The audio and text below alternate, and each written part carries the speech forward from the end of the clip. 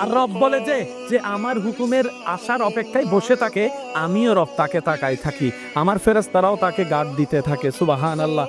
গালি দেনেওয়ালা দিল, শূন্যওয়ালা কান দিয়ে শুনলো। মুখ আছে তার 3টা গালি দেওয়ার, শুধু এতটুক চিন্তা করলো।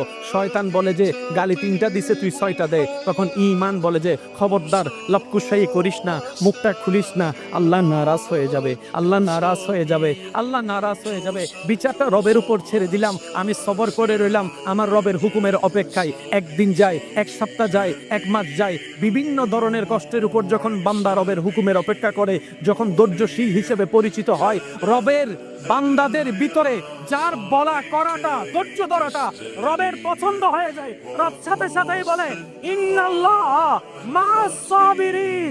এই বিশ্ববাসী শুনে রাখো, জেনে রাখো, অমুক বান্দার সাথে আজকে থেকে আমি আল্লাহ নিজেই আছি।